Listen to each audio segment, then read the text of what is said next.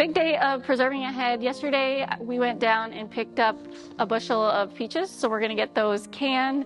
I made a mistake with these peaches before I even got started. When I went to our local store, I did not ask them if they were freestone or clingstone peaches. I just assumed that they were freestone and I brought them home. We went through the process of boiling them and then sticking them in ice water to get the skins to peel off really easily. Everything was working beautifully at that point. And then it came time for me to cut them up. As I was cutting them up, I realized that this was not a fully freestone peach. I believe it's what they called a semi-freestone. So it is really difficult to get the pit separated from the fruit. Even though we managed to get the pit and the fruit separated, the fruit does not look as pristine as it normally does. It was a little bit chewed up from that process. We are canning these peaches in syrup. Last year, I think I did a light syrup and it was a little bit too sweet for me. So this year I'm doing in between an extra light syrup and a light syrup. I did about 1.5 cups of sugar to 5 1/4 cups of water. We like to hot pack our peaches, so I am putting them in a hot syrup and then I let the peaches warm up. This helps a whole bunch when you're canning peaches because it allows a lot of the air to come out of the peaches before you start the canning process, so you don't get as much siphoning at the very end. And then the other thing is you also don't need to process them for as long. Usually if you're raw packing, it's 30 minutes for quarts, but if you're hot packing, it's only 25 minutes. We did multiple batches of the sliced peaches and ended up with 19 quarts. We also took the skins and put them through our sauce maker so that we could get all of the pulp off of the skins, and then we made peach butter with that.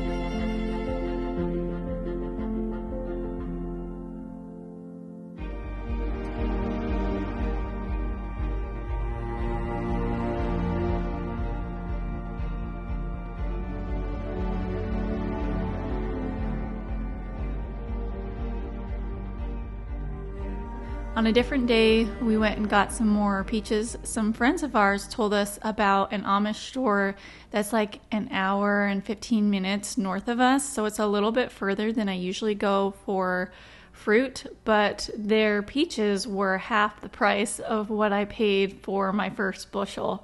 So I figured it would be worth the drive to go get some more. And then we made some diced freeze-dried peaches with those, and we also ate a lot of those fresh. We're definitely in the thick of preserving season, and we have a lot of very busy preserving days where I am preserving for a good portion of the day. But I make it a point to stop and make dinner during those days because I feel like even though it's important to preserve, I also really enjoy eating this food when it is fresh and in season. So I'm going to show you one of the easy, simple meals that we make on a busy preserving day. And while I am doing that, I want to tell you about our sponsor for this video, Made In. Made In makes professional quality products for the home cook, and we spend so much time in the kitchen cooking and preserving the harvest that having Made In's professional quality items not only makes the job easier, it also saves us a lot of time. I also love that Made In partners with multi-generational factories and artisans. For this dinner that I am making today, I thaw a bunch of meat at the beginning of the week and then I have it ready to go. So I am using Made In's carbon steel pan to cook some pork chops that we had already thawed.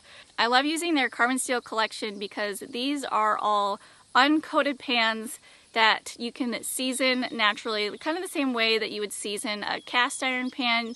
It's the exact same thing, but you do this with carbon steel. And so why would you want carbon steel over cast iron? The reason is because carbon steel is a lot lighter and it also has better heating properties. Their carbon steel collection can go from the stovetop to the oven, and you can even use it over an open fire up to 1200 degrees Fahrenheit. I also have made-in knives, and I have the made-in dinnerware set. We recently switched our dinnerware set because one of you guys pointed out to me that the set that I was using, it was passed down to me from my mom, that they had found that those had lead in them. So I wanted to make sure that we switched to a safe dinnerware set, and I am so happy with the quality of everything that I have gotten from Made-In. I know it's something that I do not need to worry about. They are huge on quality, so they are definitely a really good investment and worth it. You can check out all the products that Made-In has and save on your order by clicking my link down in the video description.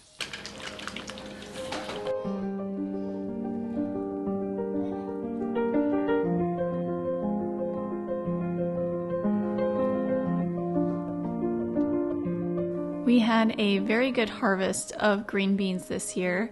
We froze the majority of it, and for the last little bit, Cameron was feeling nostalgic and he wanted to can some green beans because that is what he grew up on, and he wanted to try that out.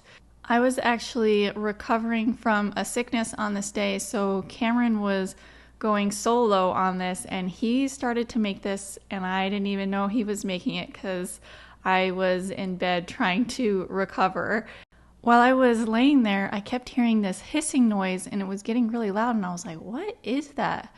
And then finally the noise got super loud, and Cameron kind of freaked out a little bit, and I was like, oh no, what just happened? I ran out into the kitchen, and I saw that Cam had the pressure canner up so high that the emergency little button there, it had popped off and the steam was escaping.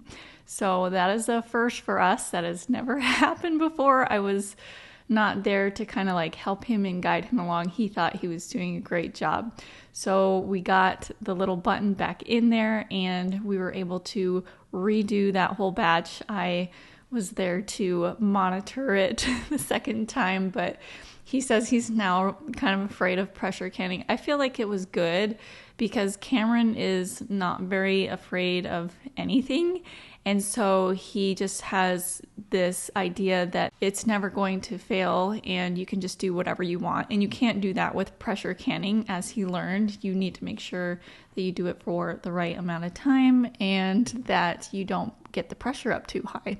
I know a lot of people are afraid of pressure canning, and having gone through that experience of having the emergency little button pop off and the steam escape, I can say that it wasn't that bad overall, other than the fact that the steam just went everywhere. It didn't explode. The canner did what it was supposed to do. Really, the only scary part about pressure canning is if you are not following the guidelines for how long you need to pressure can something for, because the real threat is food poisoning from botulism.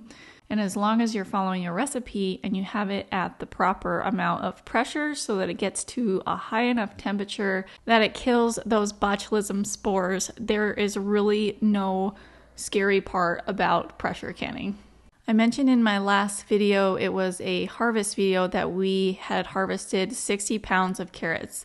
So one of the things that we did with the carrots is we blanched the carrots and then we put them in an ice water bath and we freeze dried them. For the rest of the carrots, we put them into plastic bags and then we just stick them in the refrigerator until we are ready to use them. I use them all summer long in recipes. Coming up over the next couple of weeks, I'm going to be making some meals in a jar, like soups and things like that, and then canning those. So I will need to use those carrots for those things, and then they're just all prepped and ready to go for that. Since we have a large freezer, I was able to pre-freeze these trays beforehand. I got the tray lids for these extra large trays. That always makes it a lot easier because you can stack them up and then put them in the freezer. and then we put them in the freeze dryer later. During the summer, our garage gets pretty hot and the freeze dryer does not like it when it gets hot. It still works just fine, but it will put out a warning that says it's really warm in this room and this is going to take a little bit longer. So we try and do pre-freezing a lot in the summer so that it's running for less time and so that we can do most of the cycle overnight when it's a little bit cooler. The majority of these freeze-dried sliced carrots ended up in Mylar bags because I wanted some for very long-term storage. And then we just did a couple of half-gallon jars for the short-term storage so that I can just pop these in soups or a stew when I am in a hurry. Another thing that we have been harvesting a lot of is pickling cucumbers, and we still have a pretty significant amount of canned pickles from last year, so we decided to do a lot of refrigerator dill pickles. These were a big hit with our family last year. The reason we love them so much is they are super crispy and they also aren't cooked at all, which is part of the reason why they're very crisp. When they're not cooked, they maintain more of their nutrition. Last year, we ate these so fast that I really couldn't figure out how long they last inside the refrigerator. So we made a lot this year. I'm thinking somewhere in the ballpark of like 30 pint jars for the refrigerator. We salt the cucumbers and then let them sit for about 3 hours. And once they've sat for those 3 hours, a lot of the liquid inside the cucumbers has been drawn out and then we drain that. And the reason for that is it also helps maintain a lot more of that crispy texture. And they also last a lot longer in the refrigerator if you do that. I picked some fresh dill to add to each jar. We also add some dill seeds, some mustard seeds, and a whole clove of garlic into the bottom of each jar. Then we load in the cucumbers. I did spears this time, but you can cut them however you want. We did another batch of slices after this. And then we pour a vinegar and water mixture over the top and just cap them off. And then you can put them in the refrigerator. They're not that good to eat until like 2 or 3 days later, and then they start to absorb a lot of those flavors that are in the jar. About 2 months ago, we ran completely out of our home canned ketchup, so we have been missing it so much. And I knew as soon as the tomatoes were ready, this was the first thing that I was going to make when I had enough tomatoes. It was going to be ketchup. Over the years, I have tried a lot of ketchup recipes and I just was not satisfied with any of them. So I finally took the Ball canning ketchup recipe and I modified the spices in that. And I finally landed on a really, really good ketchup that's canned that we love. When we were switching over to a lot of homemade from scratch foods, ketchup was probably one of the last things that we switched over to.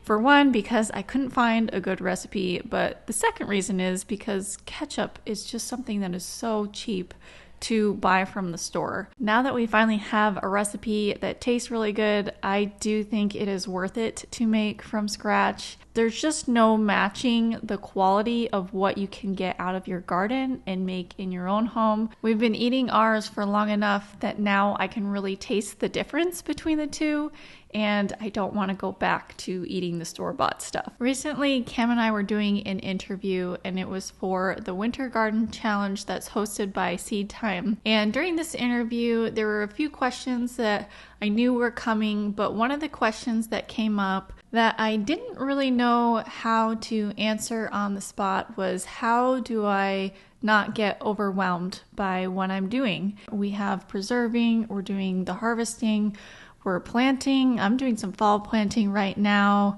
I'm doing these videos alongside that, so that adds time when I am actually doing the preserving and the gardening. And then on the back end, when I need to put these videos together, I edit them.